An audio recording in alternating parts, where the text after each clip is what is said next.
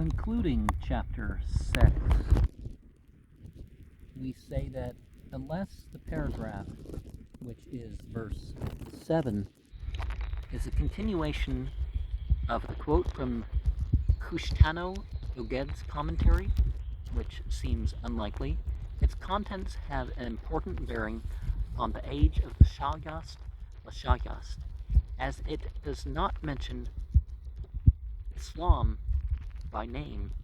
It could hardly have been written after the fall of the Sasanian dynasty, when Islam had become much more important in Persia than those of the Christians and the Jews. Chapter 7, verse 1.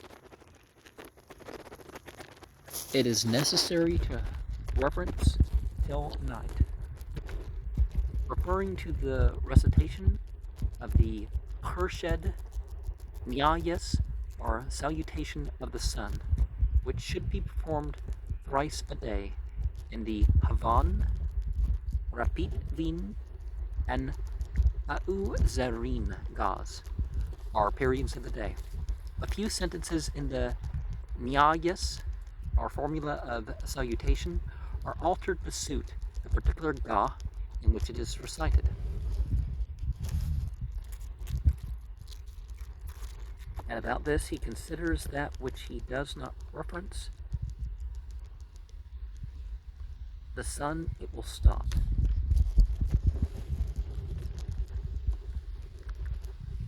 K20 has it will protect it, having read Netruned instead of Ketruned in its original. To pray with unwashed hands would be sinful. See Pahlavi, Vendadad 19, verse 84. And yes, cosmic maintenance and all that is an important consideration in ritual, but let's not overstate what we're doing with all that. And then it becomes the reverence, La Yast, of the sun for him. Or perhaps it does not become a Khurshid Yast, a formula of praise and honor of the sun for him. This Yast performs part of the Nyayas, though innocent through not referencing it. That is, except when the admission is to avoid a worse evil, as in the instance just mentioned.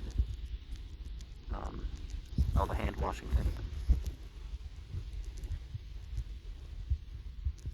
The sin of 30 steers. That is an reduce sin. See chapter 1, verse 2. M6 has, when he does not reverence, if, again, Tanapuhar,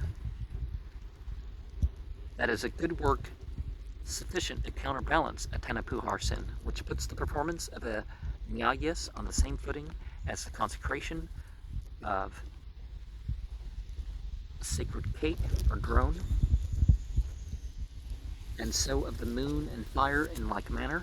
The moon and fire each have a separate Nyayas, and if I haven't already, you're definitely going to see some of those various formulas on this channel.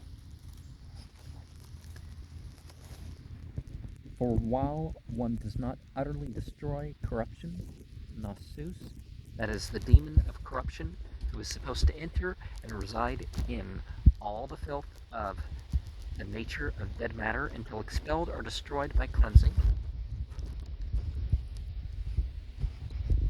When one wishes to perform the propitiation, Shnuman, the fire, a Shnuman or Shnumano, the Avestan Shnuman, is a short formula of praise reciting all the usual titles of the spirit intended to be propitiated by it, and is used for dedicating the prayers or ceremony, especially to a service. See chapter 3, verse 35, 10, verse 2, 14, verse 3. The propitiatory formulas for the 30 angels and archangels who preside over the days of the month constitute the Siurosa, are a form of prayer relating to the 30 days. These are thus the propitiation everywhere. The propitiation of fire, as given in Zeros 1:9. Atas Nyayas 5:6 consists of 5 sentences, each beginning with the word athro of the fire, and the last sentence also contains the words mad, vispa ipio, aterebio. With all the fires, the meaning of the text appears to be that it is allowable to use only one of these sentences, probably the last. But if 2 are used besides the fast, they are amply sufficient for practical purposes. Whoever shall kill a fire, is what it literally says. By him 10 ants are to be destroyed, the ant being a creature of the evil spirit, or on account of its carrying away grain. Sin which affects accusers. V'nas hame malan, sin relating to adversaries. Sin appears to be divided into 2 great classes, hame mal and rubanik. A hame mal sin seems to be any secular offense which injures some person or animal, who thereupon becomes a hame mal accuser, the Avestan Hemeretha opponent. Vyasna 56, 10, verse 10.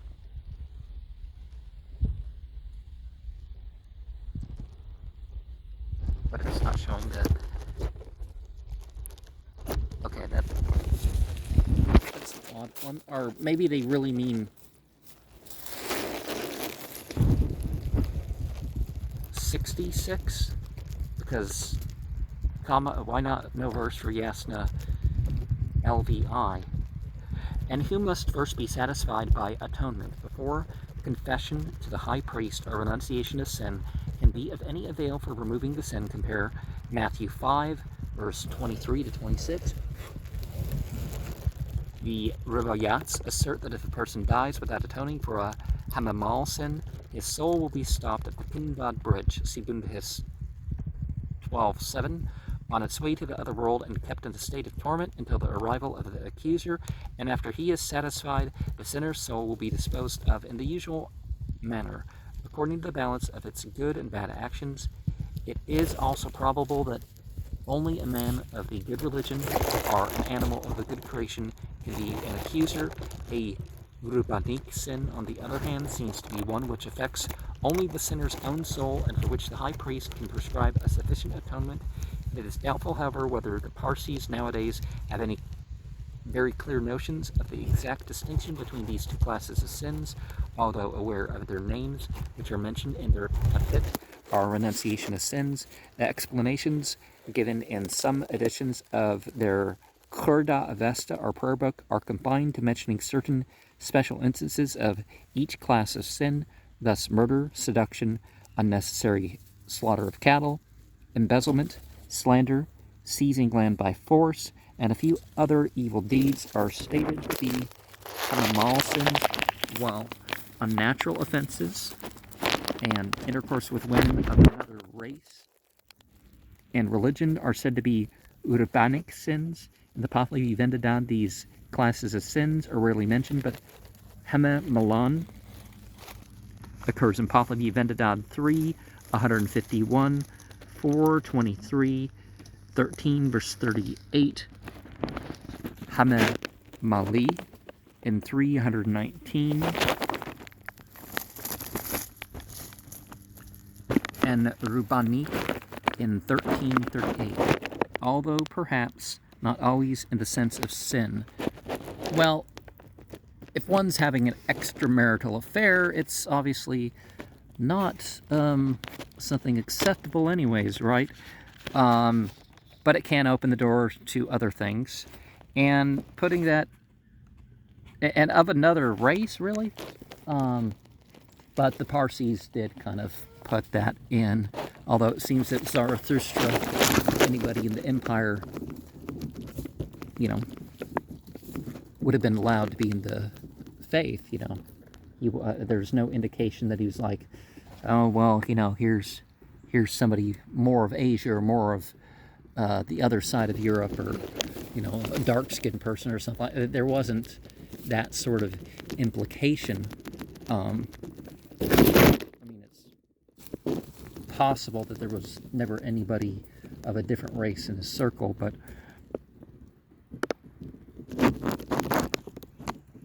and he has to deliver up his body by committing a marg, argan, or mortal sin, that is, a sin worthy of death. He has forfeited his life, and ought to place it at the disposal of the rod of the priest, except for him whose wealth is less than 300 steers. I would remind, before getting into the official comment here, that we have the idea that the wealthy and the poor sort of have these same requirements, except some people are so poor that some requirements aren't for them. And when it comes to tax rates too, it's like, what, you get richer and you pay a higher tax rate? That's not fair.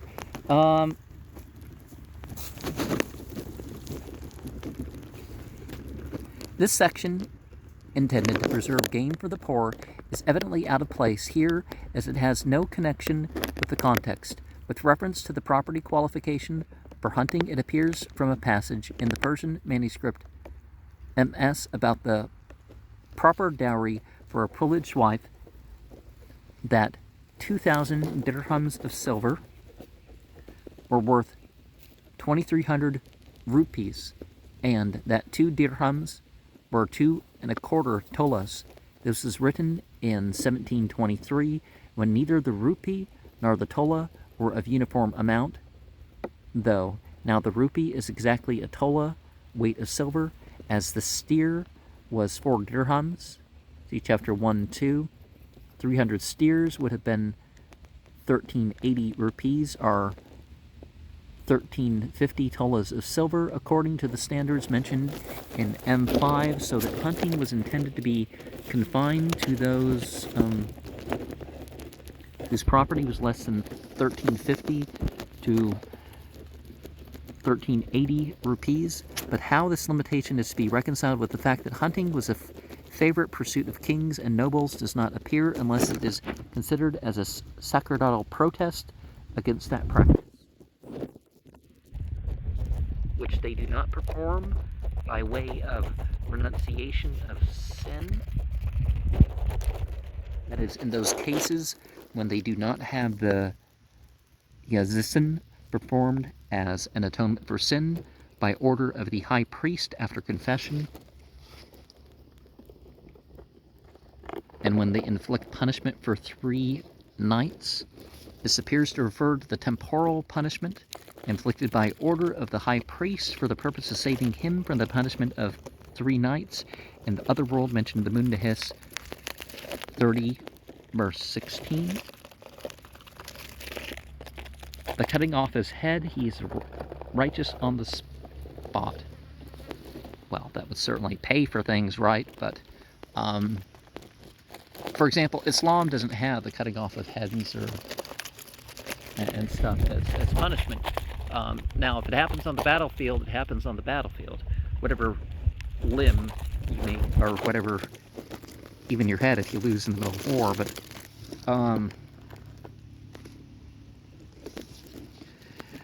reading Pavan Dinak, but N6 marks the phrase as Pavan Dinak for Dina through the decree, which is probably an error. And the Bible has some burnings to death as legal punishments, so who are they complaining about, right? And the account of the 3 nights, Satui, does not affect him. That is, the usual ceremonies after death are not to be withheld in this world, and his soul is able to pass through the usual investigation as to his sins and good works on its way to the other world without delay. This period of 3 nights, Satui, the triplet, which Pazan writers miscall Sados or Sadis, is the time during which the soul is supposed to hover about the body before finally departing for the other world. See Muk 2, verse 114, 158 to 160, Artavirov, chapter 4, verse 9 to 14, 17, 2 to 9, and, okay, and will inflict Numoyen 3 nights severe punishment. The same statement is made in nearly the same words in Pahlavi Vendadad 736. This is the future 3 nights punishment for the impenitent sinners mentioned in Bundahis 30, verse 16.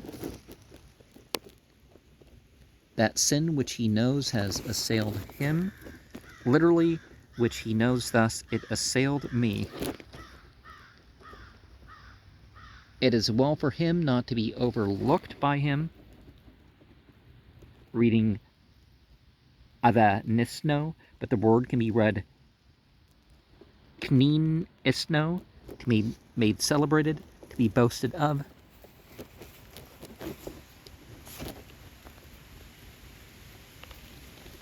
And not to be kept secret, literally carried on, homeward way, which he shall overlook, reading Avened, but it may be Kunined, boast of. Will not be boasted of when he should be overlooked.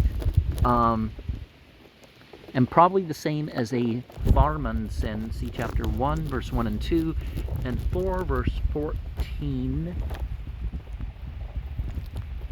Some say as the 3 throw show Koranans,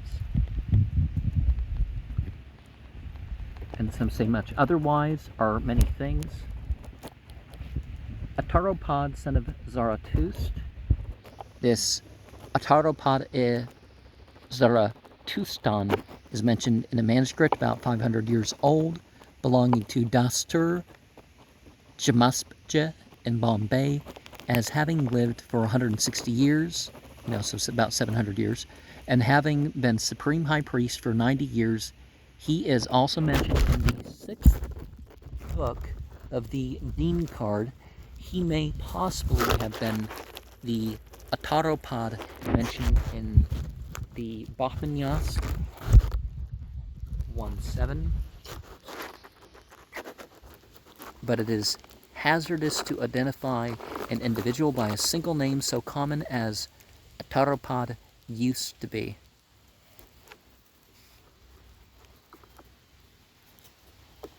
And 1, reading A'e as 1 instead of Hana, this. The rule is this, assuming the word Enoch has been omitted at the beginning of the section. See chapter 10:10.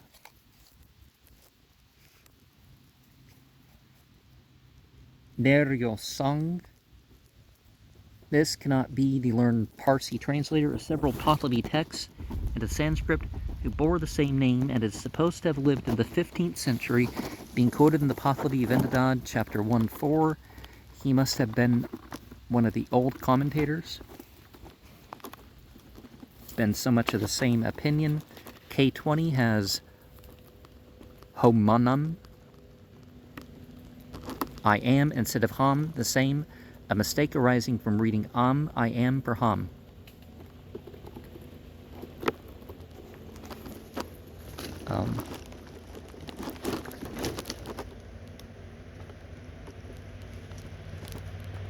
Even mentally originating with 1. This applies to all cases of merely imputed sin, which are those committed by children, which are imputed to the father, and for which he is spiritually as well as temporally responsible. And he is not on the way to hell, reading Pavan on instead of bara, out of. He is not in renunciation, the way to hell is not closed to him. Most of the clause is omitted in K20 by mistake. when his sin is committed against den accusers. Hamme malan, see verse 1. The particular instance of a hamme mal sin here is referred to is seduction. And let us remember that you are doing wrong against somebody if you falsely deny that accusations have been made against you. Now, if somebody, people shouldn't be, tattletaling per se, but, if actually something wrong is done to you and it needs redress, then, things can be addressed here. Shall not become evil-minded, reading dus minan instead of the unmeaning dus mian of the manuscript.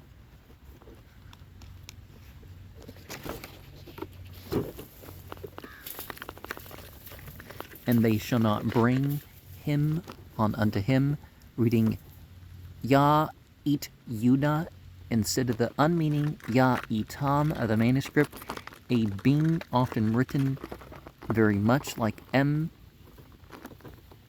in Pahlavi. So the A with the ah, is it ah?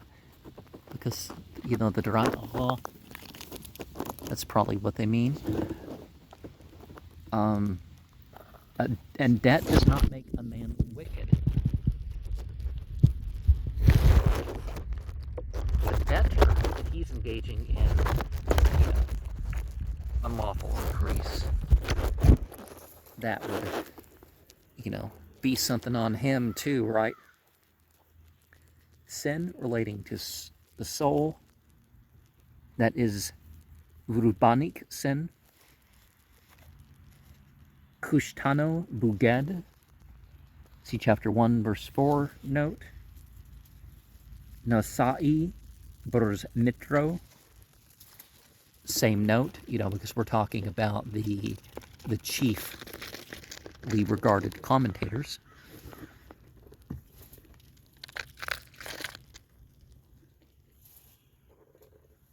Thou atonest to, then, fire, for that against water it is proper. A blank space is left for this verb in M6, indicating that the manuscript was copied from an original already old and not very legible. And that's what you should do. If you don't know, leave that blank as an indication that there was something that you... Well, either you don't say something or it says there was something, but I don't know what it was. Bible translators tend not to be that good about that. And when a sin of one tanapuhar, see chapter 1, 1 and 2, or shall accompany a good work of one tanapuhar, consecrating a sacred cake is a tanapuhar good work, see chapter 16:6. The theory of counterbalancing sins by good works of the same weight is here clearly enunciated. The rule, Menek, Yazmna Ka Na Hakad, through being worshipped at once, and so on. Written Izman in the manuscript, the quotation appears to be from the same part of the Avesta, no longer extant, and being only the first words of the passage, its exact meaning is very uncertain. The section generally seems to refer to the beneficence of a Uharmazd, is to be performed for him. It seems that the execution of the sinner after repentance is here considered as furnishing him with a store of good works, so that it is allowed to perform such ceremonies for him after death as are usually performed for righteous men, the reason being given in verse 23. The end of this section and beginning of the next are omitted in K20. Ataropod, whether the Prime Minister of Shapur II or the last editor of the Dean card, Bundahis 33, verse 3 and 11, it is not clear. Some of these individuals, the details have varied so much that you think they're different people. And we are on to chapter 9. The Lesser Hasar is in one part in 18 parts. The Hasar is not only a measure of distance, see Bundahis 26 verse 1, but also a measure of time, see Bundahis 25 verse 5. According to the text here, the greater Hussar must be 2 hours, and the lesser Hussar, which is not mentioned in M6, must be 1 hour and 20 minutes. But Farok, page 43, says, Devada sang Hathram aste agrem ayara. A 12 Hussars is the longest day. The day and night in which is the longest day are 12 of the greatest Hussars, 18 of the medium, and 24 of the least, according to which statement there are 3 kinds of Hussar that are respectively equivalent to 2 hours, 1 hour and 20 minutes, and 1 hour as the longest day is said. Bundahist 25 verse 4, to be twice the length of the shortest day, and the greatest Hussar is twice the length of the least one. It may be conjectured that the Hussar varied with the length of the day, being a subdivision 1/8 of the time the sun was above the horizon.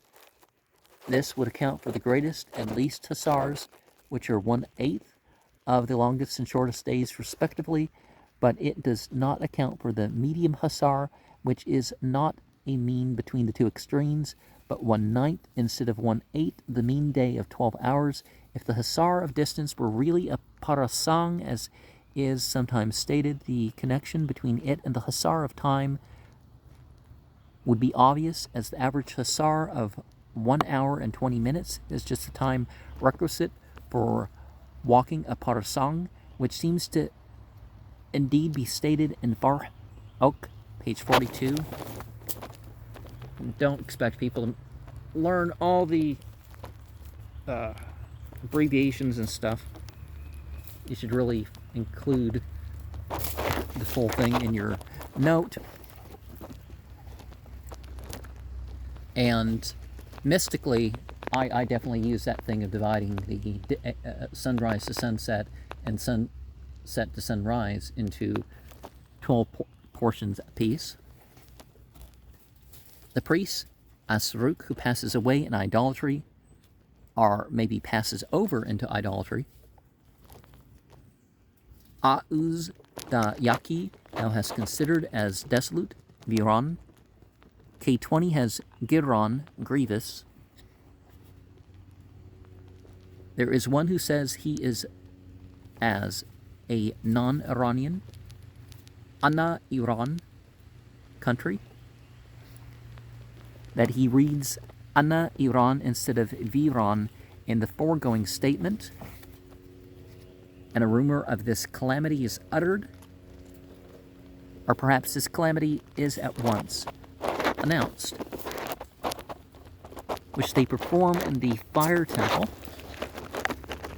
literally in the dwelling of fires. The fire must always be sheltered from the sun's rays, and in a fire temple it is kept in a vaulted cell with a door and 1 or 2 windows opening into the larger closed chamber which surrounds it.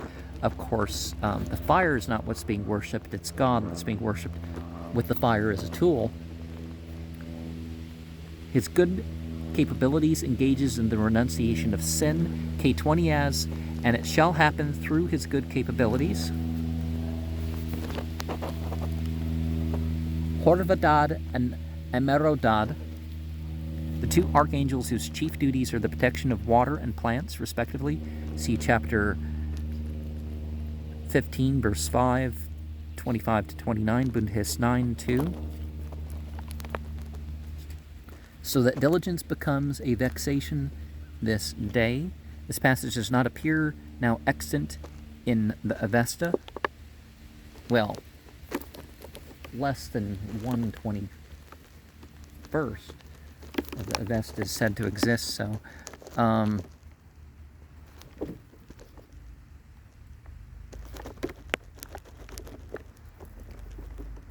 Hazon Nas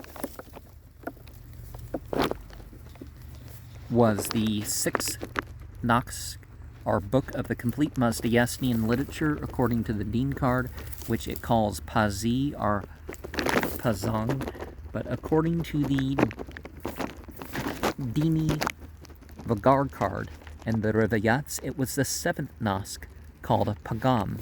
For its contents, as given by the Dini Vagar card, see Haug's Essays, page 128 and 129. The following is a short summary of the account of it given in the 8th book of the Dini card that is published in the Pahlavi Pazan Glossary, page 184 and 185, being taken from the 15th Nask, whose contexts were mixed up with those of the 7th through the abstraction of several folios from the Iranian manuscript of the Dini card before N13 or any other copy was written in India. Well, I think a lot of what we have is representative of what was. And sometimes they had a grasp of the language, even, many years later, because the Avesta itself, the old Avesta is 1700 to 2000 BCE language, but there's indication that some parts of it, including the name of Zarathustra, was from an older period. Pazi, or Pazag, is about the lawful slaughtering of animals in the ceremonial rites of fire and water at the season festivals, also where, when, and how the festivals are be celebrated, their advantages, and the duties of officiating priests, the rotation of days, months, and years, summer and winter, the 10 days at the end of the winter, when the guardian spirits visit the world, and the ceremonies to be then performed, the time of gathering medicinal plants, the retribution necessary for the various sins affecting the soul, the advantage of providing for such retribution, and the harm for not providing it. The 33 principal chiefs of the spiritual and worldly existences, the miracles of the great good works, and the heinous sinfulness of apostasy. How far a wife can give away her husband's property, and when it is lawful for him to recover it, whether winter flees when summer comes on, and where summer goes when winter comes on, the amount of disaster, vo egun, in 1 century, and the duration of everything connected with such disaster, the summer and winter months, the name of the 12 months, their meaning, and the angels they are devoted to, also the 30 days of the month, and the 5 Gatha days at the end of the year, when the guardian spirits are to be referenced. The 5th Vargard quoted in the text was probably the portion of the Nask which describes the duties of the officiating priest. And I'm allergic to this type of